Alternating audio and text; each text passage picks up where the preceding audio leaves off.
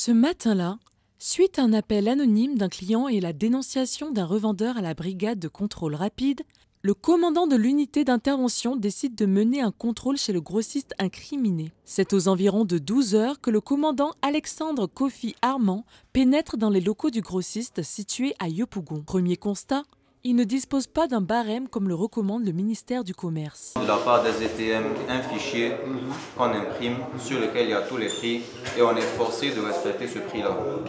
Vous pouvez tirer le barème pour nous. Le barème de quoi? Sur le riz. Sur le riz. C'est une convocation pour défaut, pour défaut des barèmes de prix. Là, je n'ai pas outrepassé mes droits. Hein.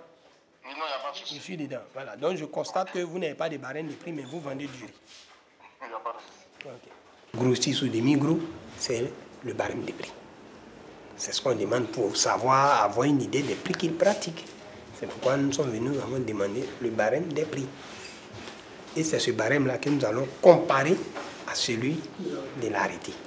Dès l'instant où lui, son prix est en deçà du barème, il est dans les normes, en deçà ou égal.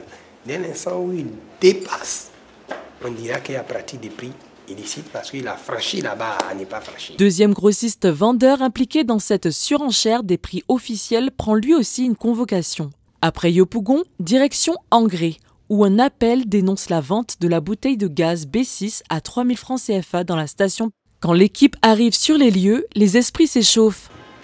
Il y a eu un fait qui vous a été notifié, vous avez reçu une convocation. Voilà. Il y a 2 de vos collègues qui ont répondu, ils sont arrivés, on a échangé. Donc on a adressé le procès verbal, ils ont dit qu'ils allaient informer la hiérarchie et ils ont pris la peau d'escapette. Donc nous on vient vers vous, voilà, on vous remet, voyez le procès. La responsable de la station proteste vivement contre les faits. Les prix sont affichés et le conseiller gaz est là. Il n'y a pas eu de vente illicite ici. Les bouteilles de gaz sont vendues, les B6 sont vendues à 2000, les B12 à 5200.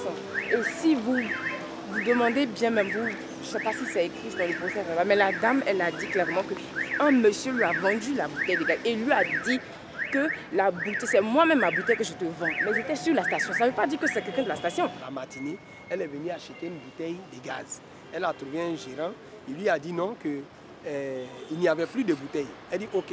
Par la suite, il dit non, la bouteille qui est là, lui appartient. Elle dit ok. Mais à sa grande surprise, c'est dans le présentoir là-bas que vous voyez, il a pris la bouteille, lui a remis, et lui a remis la somme de 3 000, elle a mis dans son coffre. Comme on peut le constater, il s'agit du présentoir de Pétro-Ivoire. La sanction tombe. La station doit régler une amende de 2 millions et le point de vente est scellé jusqu'au règlement de l'amende.